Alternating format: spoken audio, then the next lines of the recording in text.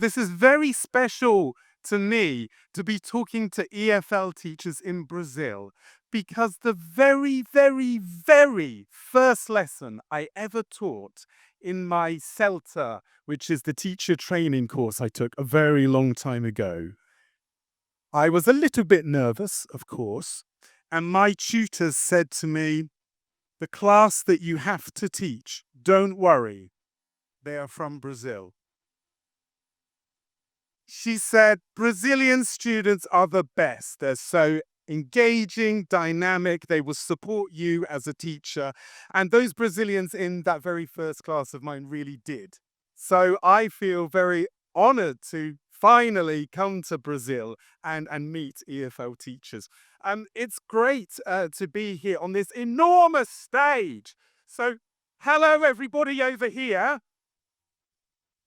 I don't want you to feel left out, okay? Right. So this is me. I am Graham Seed. I am a senior research manager. So I work in the research team, actually in Cambridge, in our main headquarters in Cambridge. So I've flown all the way here. I started off life, as I just said, as an EFL teacher. I was teaching in different countries, mainly in Europe, and I was a director of studies as well.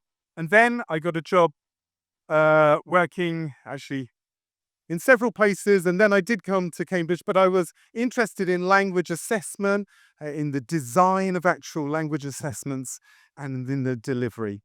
And finally, in the last 8 years or so, I've moved more into the research side of things, both of language assessment and also English language education.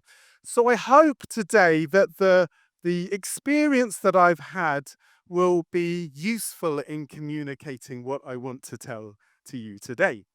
So over to you now. You've been very quiet, so you need to wake up. Okay. So I'm going to give you just 1 minute to talk to the person next to you. Introduce yourself if you don't know each other. What's your favorite word in English? What was your first job?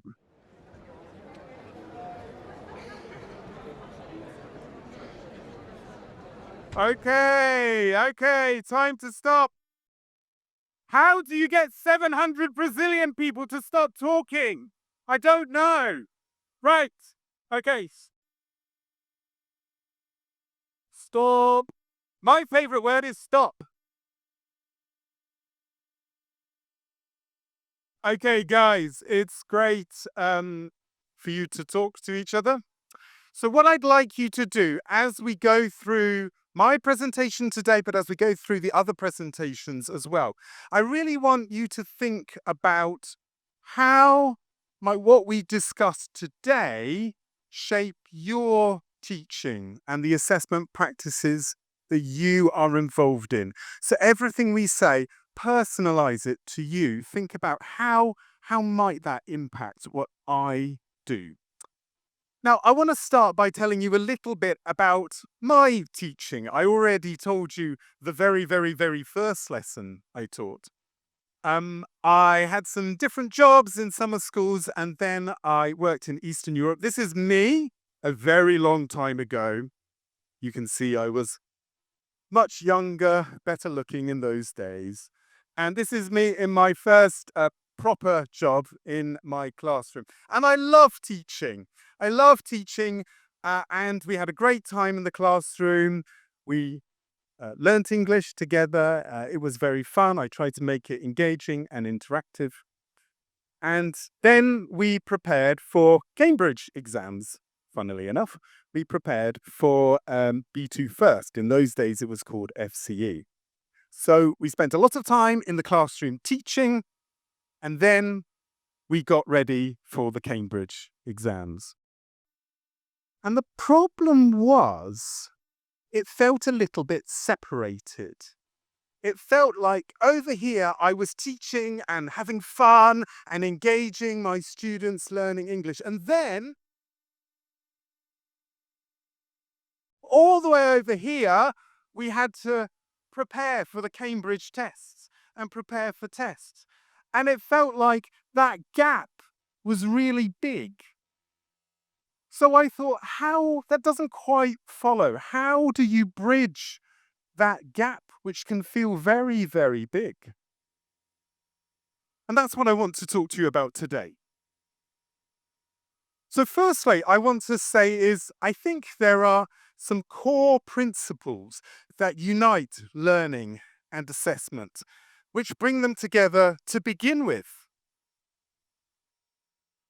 And these are values that we in Cambridge hold very dearly and we put into all our learning materials and our assessments.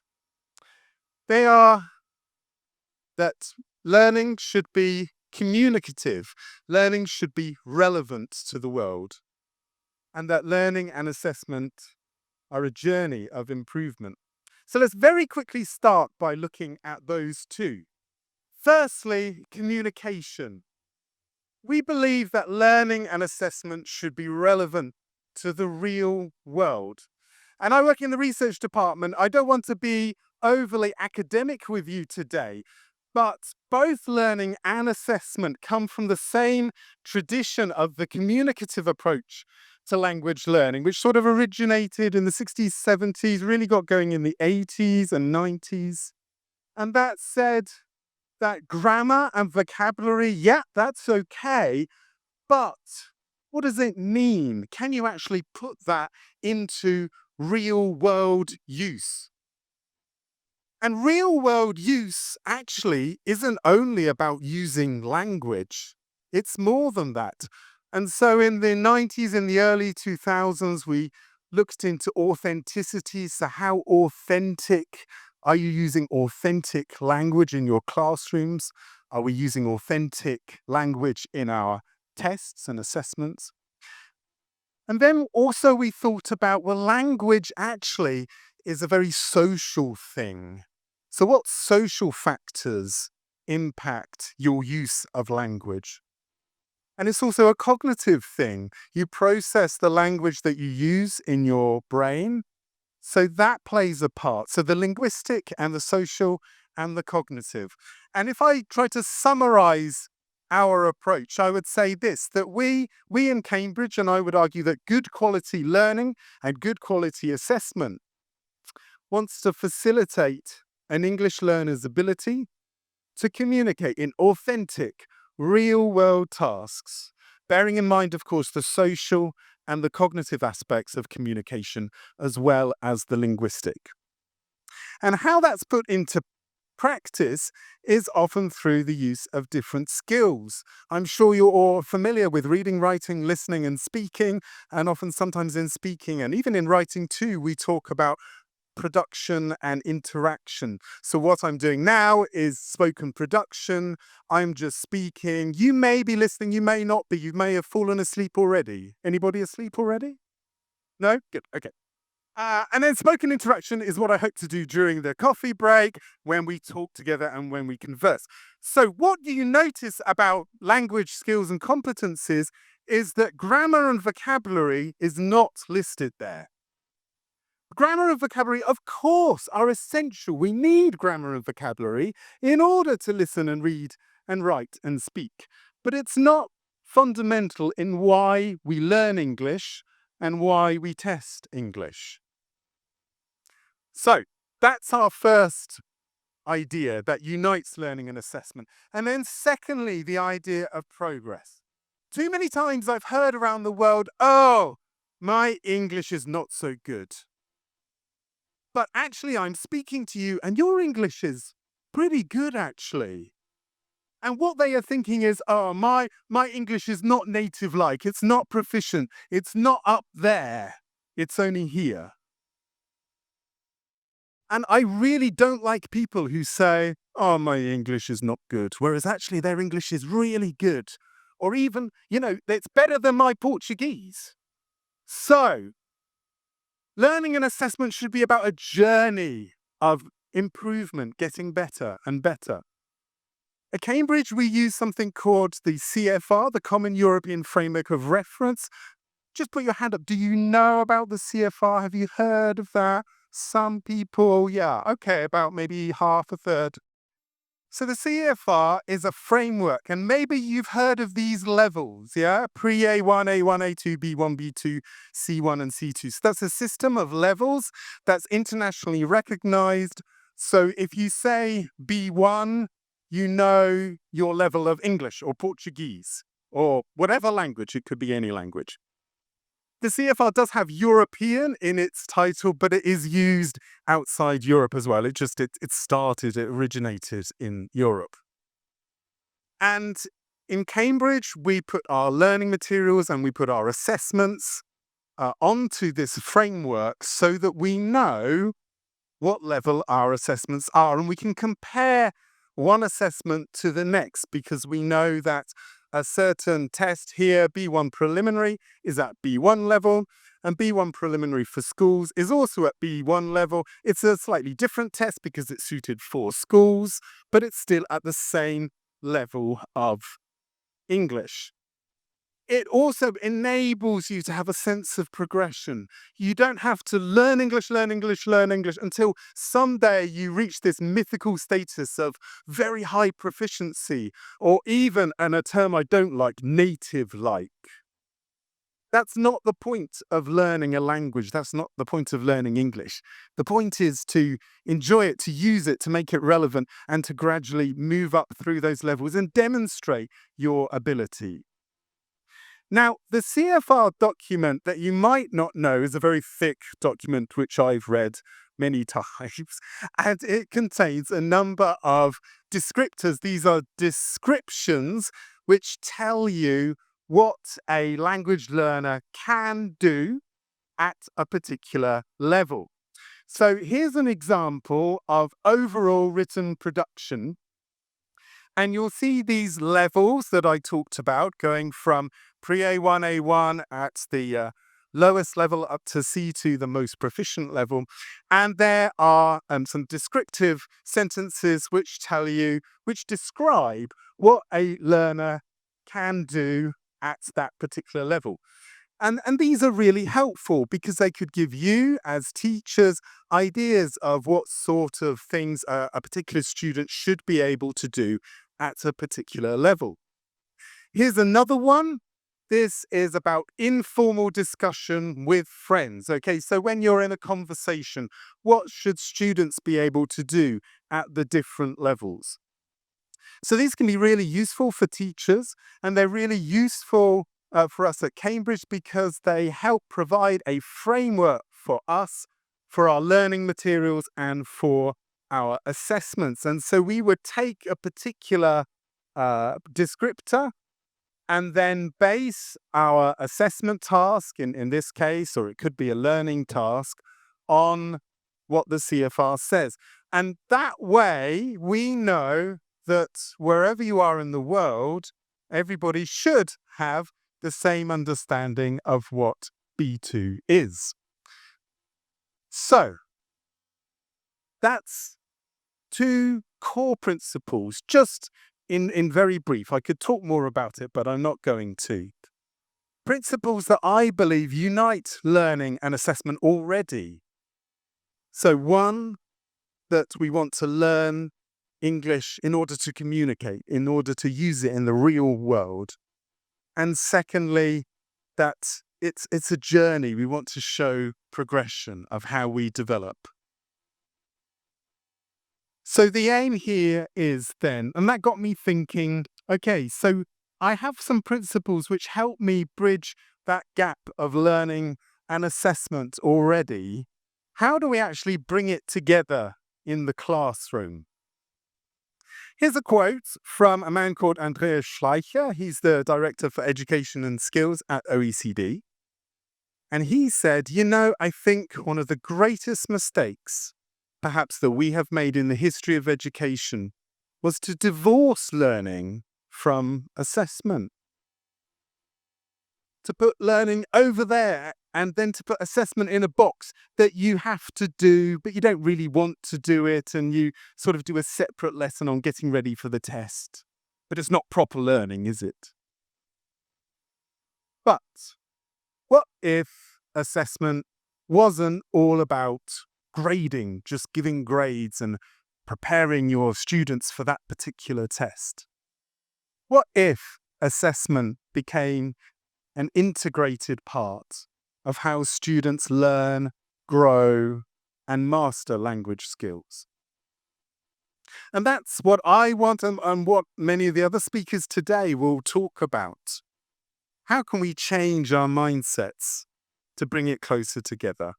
And we at Cambridge, we've been talking a lot, and we will continue to talk a lot about integrated learning and assessment, or ILA, as we put it for short. It's integrated, which means it's combined. We're combining two or more things to become more effective. We have learning and we have assessment. We want to bring these together. In order to bring these together, we need one other aspect. Any idea what that might be? No. Relates to what you are. Teaching. We need teachers. We need good quality teaching. And when we use that teaching, when we bring it together, then we can integrate learning and assessment.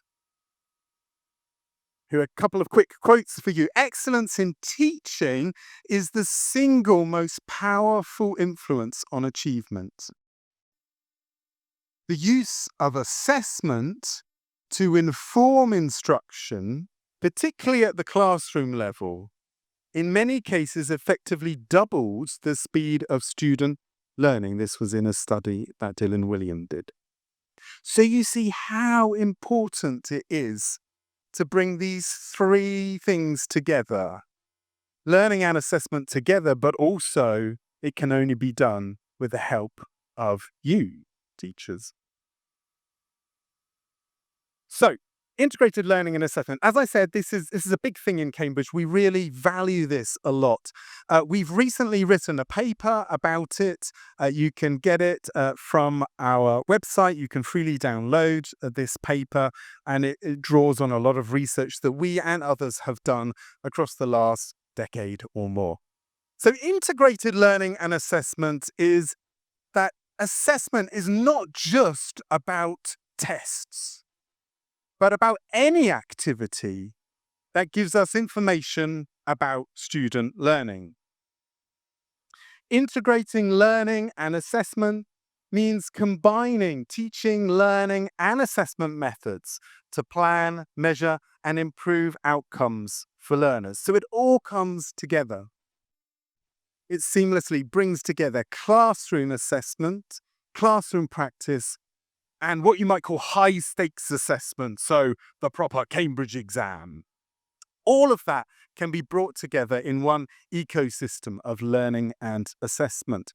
And what we focus on is what I started off this morning by saying, the need to get our learners to focus on real-world language ability. How do they actually use English in their real daily lives, or how will they or could they use English in their daily lives in the future if they go abroad to work, if they work in a multinational company here in Brazil? So how they use it and how might they use it in the future? And all of these things are connected. All of these things need to work together. So if you're a school director or a school manager here today, you need to be thinking about, okay, our curriculum, the learning objectives within our lesson, the actual materials we use in the classroom, the way we teach in the classroom, the assessments that we use in the classroom, and the more formal assessments, the sort of traditional Cambridge types. All of that needs to be interconnected, needs to be part of one system in order to help our learners learn useful English.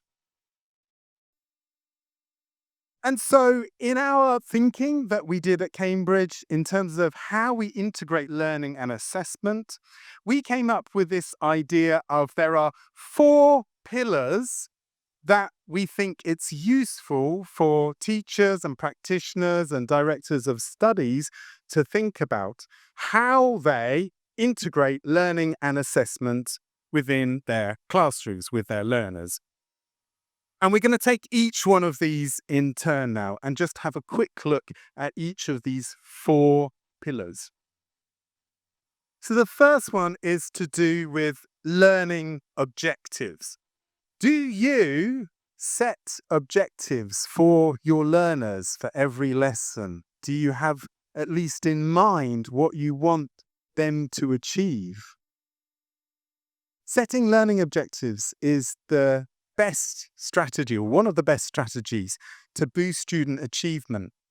And learners themselves really welcome that clear success criteria. They know what they should be achieving this lesson, and they can see have they achieved it or not. So if you are thinking about learning objectives, or hopefully even writing them down and hopefully sharing them with your students, you need to be clearly stating what you want to achieve in the lesson, what you hope the learners will learn about. You want the learning objectives to be aligned with the overall goals for the course, with the curriculum as a whole. You want the learning objectives, of course, to be appropriate for the level of the learner. And here, the CFR that I mentioned helps with those things. You want to share those learning objectives with your learners so that they can see for themselves, what am I going to learn? Have I learnt it? And by setting learning objectives, it helps you as teachers then design your lessons what we call backwards. So start with those learning objectives and then work backwards from that. What actually do you need to teach? What actually do you need to have in a lesson in order to get your students to where you want them to be? Now, obviously, people who write course book materials, and we'll be meeting some of those later today, have that in mind as well. So you may find, and certainly if you get a product from Cambridge, you will find that there are learning objectives within course books already. So they are visible to the students as well, whether there's at secondary or at primary level, and obviously in the teacher's book as well. Learning objectives will be set. So you can use those as a starting point. You may want or need to adapt those to your particular context. That's absolutely fine. But you've set your objectives for where you're going to go. Now, the second pillar is, in my view, very important because it's all to do with assessment, but they're all important. This is collecting evidence of progress. So evidence of progress, or perhaps lack of progress, is assessment. And this can be done in many ways. So here's the problem. Again, remember, don't think of assessment as only being all the way over here. Okay? It's not. Assessment is a rather broad range of different practices that you can do. Here are some of them. Have a look at these, and you'll see very, very roughly they are ordered in an order where the ones on the left are sort of easier forms of assessment that you can do in the classroom, and the ones on the right tend to be more traditional or take a lot more preparation to get ready, and you might do them externally as well. It's very rough order, but it just gives you some ideas of the sorts of things that are assessment and they are acceptable and they're useful for you to do. So have a quick look at them. We've got asking concept check questions to ask your learners how they're doing, what do they understand, students assessing each other, quick quizzes, exit tickets where you ask the students to write down, one thing that you've learnt today and hand that in at the end of the lesson. Different forms of test portfolios of work where you gather all the work or a lot of work that they've done during the course of the year or the term over to high-stakes external exams. Okay, again, I've been talking a lot, so 1 minute in your pairs. Which ones of these do you use already? Which ones do you think are useful that you might use in future? Go.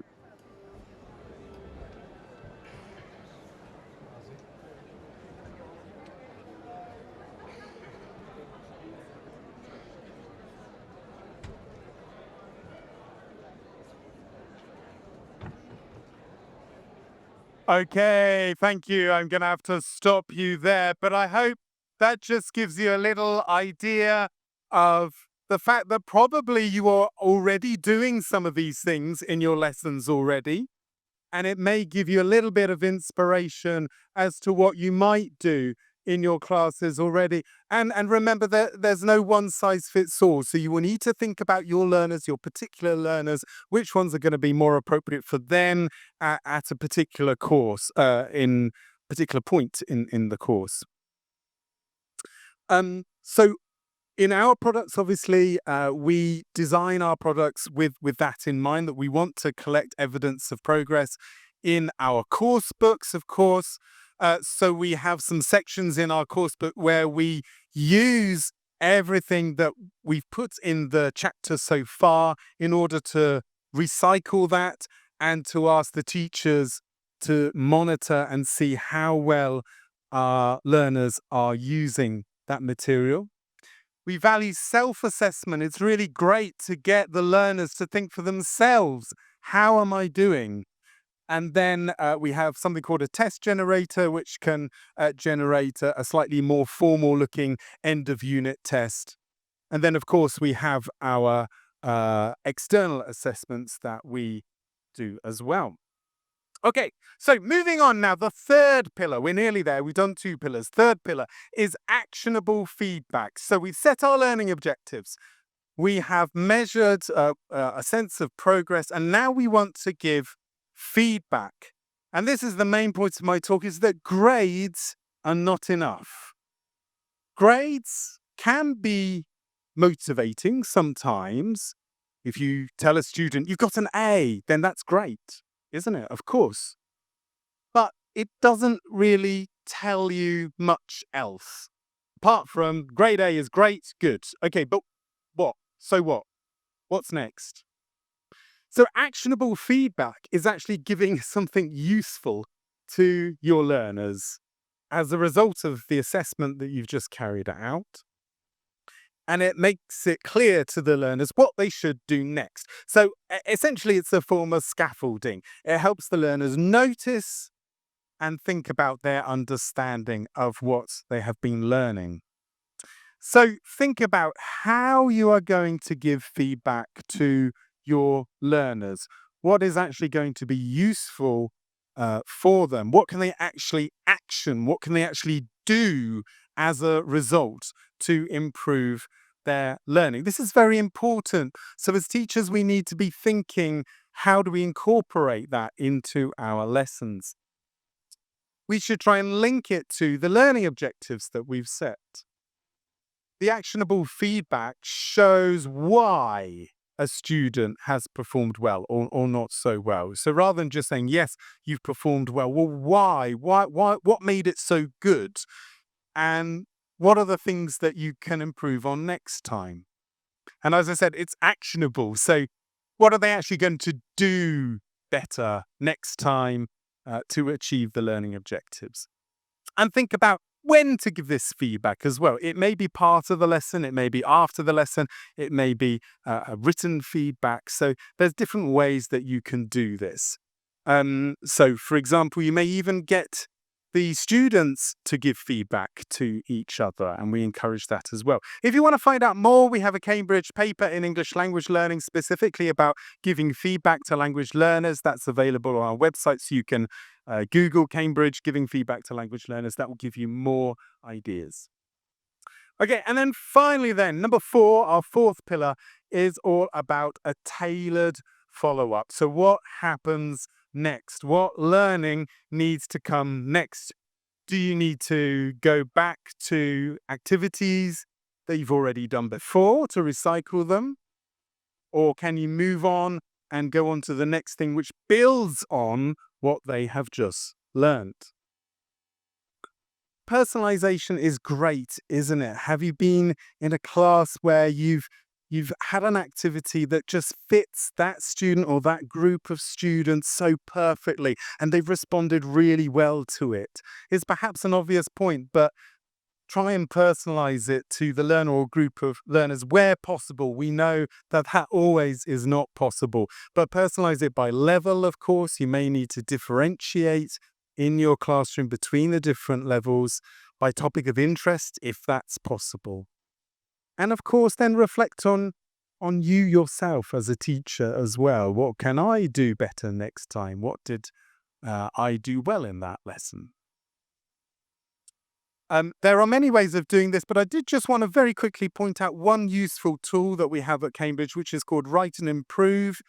So this is a free online system where it's quite useful for homework, actually. So you can get your learners to go in, choose a topic that they are interested in, and they write about it.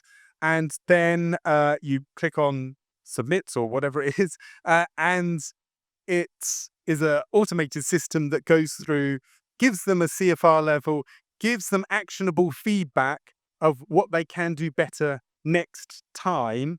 It doesn't cover every single error they've made because that might not be useful for them, but it does point out the most useful ways in which they can improve. So this is an automated system, so don't use it entirely and don't use anything else. This is definitely one tool that is really, really helpful for your learners. So go and have a look at that and use it and tell me what you think.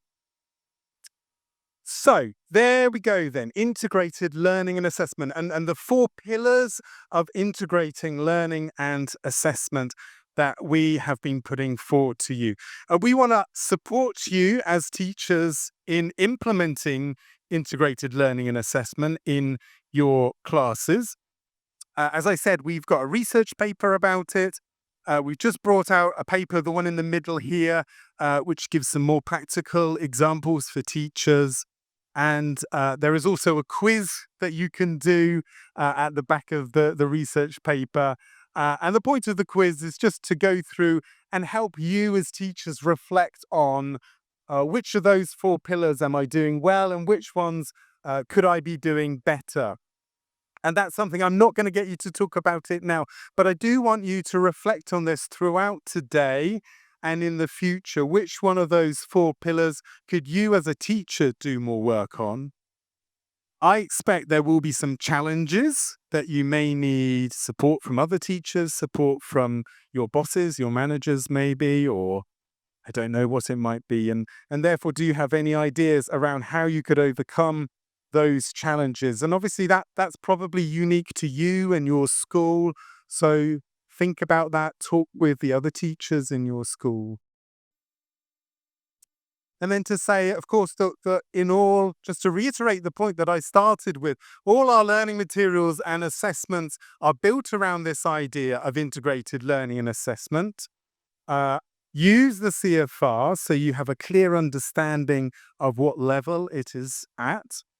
Here are some of our course book materials that use integrated learning and assessment.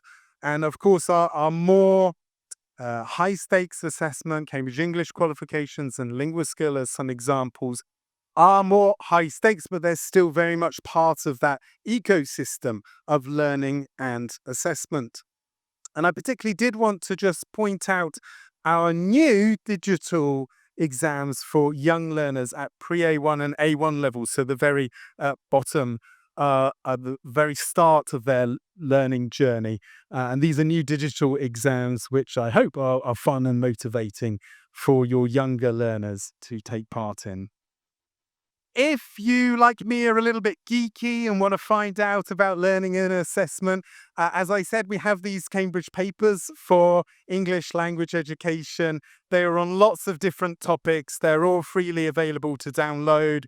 I've been working on some of them myself in lots of different subjects. The ones on screen are about generative AI, auto marking. That's obviously big issues, but they're written in what I hope is quite an accessible way so that you can learn more about the particular issues that affect learning and assessment. Those are some references which I talked about, and I have finished hopefully wonderfully exactly on 5 minutes to go. So I think we have some time for questions maybe. Yeah. Round of applause for. I think your debut in Brazil was a good kickoff. Yeah. And I love the way that we talk about assessment. We think sometimes assessment is something that's so outside. Every time we talk about All day assessment, down there. we see that it's connected. Absolutely. Yeah, it's so connected. And the way that you had everybody assessing themselves, that was a good one. So, Did you spot that? yeah, I did. All right. So, we do have time for 2 questions. Okay. Would anybody in the audience like to make a question? We have 2 people over here. Um, there we go. And it's coming.